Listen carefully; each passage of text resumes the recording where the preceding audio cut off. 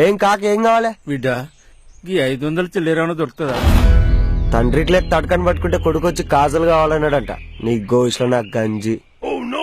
రాత్రి నుంచి వెళ్ళి ఏం తినలేదు బిడ్డ. పొద్దుటి నుంచి వెళ్ళి చిల్లర వెళ్తే నా దగ్గర లేదంటాను. ఆకలి బాగైతుంది. చాయ్ తాగుదామన్నా చిల్లర లేకుండా పోయింది. పోనీ ఈ 1000 రూపాయలు తీసుకొని 100 రూపాయలండి. ఇగో 1000 కొందా గిదా ఇదేదో బాగుందిరా పోయి. ఓ పెద్ద మనిషి, గా సంకల్ సంచేంది? పైసలున్నాయి బిడ్డ. ఎన్నున్నాయి? ఏంది? 20 లక్షల దాకా ఉన్నాయి. 20 లక్షలా? కన్ని పైసలు సంకల పెట్టుకుని ఎట్లా తిరుగుతున్నావు కాక? ఎవడైనా కొట్టేసా? ఊకో బిడ్డ, ఎవరు కొట్టేస్తారు? ఊకిత్తనన్నా తీసుకుంటలేరు. ఈ గాడి కర్మగాలు కొట్టేస్తే ఆని బతుకు కాశీ పోయి కొంగపీ తెచ్చినట్టు ఉంటది. 20 లక్షలు ఆడి నీకు?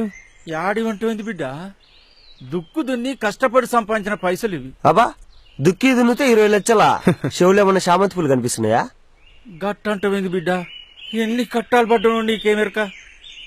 నాకొక్కగానొక్క బిడ్డ, అది బుట్టే వాళ్ళమ్మ చచ్చే. దాని పెళ్లి కోసమని 20 ఏళ్ల నుంచి కడుపు మార్చుకొని పైసా కూడబెట్టి మా ఊళ్ళో సావుకారు దగ్గర పెట్టిన. అవి ఇప్పుడు 20 లక్షలైనాయి. రాత్రి 9 గంటలకు సావుకారు 20 లక్షలు తెచ్చి, ఇగో నీ పైసలు నువ్వు తీసుకో అని ఇచ్చిపోయిండు. నా బిడ్డ టీవీలో చూసి జరిగిందంతా చెప్పే. వచ్చే నెలనే దాని పెళ్లి. అల్లుడు ఈ పైసలు వద్దనే. ఏం చేయాలనో అర్థమైతే లేదు. ఇక పట్నం పోయినా పైసలు మార్చుకొని వస్తానని వెళ్ళిన బిడ్డ.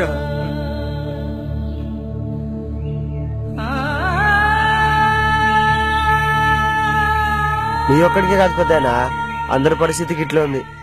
ఒకవేళ బయట పైసలు మార్చినా మస్తు కమిషన్ తీసుకుంటారు. అంటే లంచమా? నసవంటిది అనుకో. మోడీ చేసింది గిదేనా? గీంతేనా?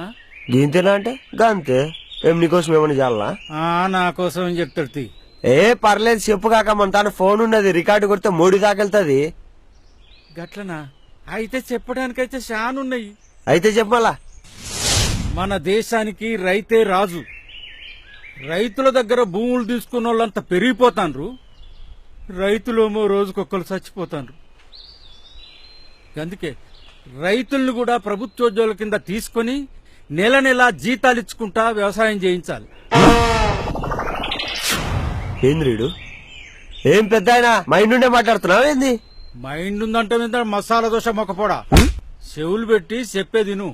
చదువు చెప్పే పంతులకి, కాపలా కాసే పోలీసులకి, వైద్యం చేసేటి డాక్టర్లకి జీతాలు ఇచ్చి పోషించగలేంది రైతులకిస్తే తప్పేంది? వ్యవసాయం అంటే అందరికీ చీప్ అయిపోయింది. రైతు త్యాగం అందరికీ తెలియాలి.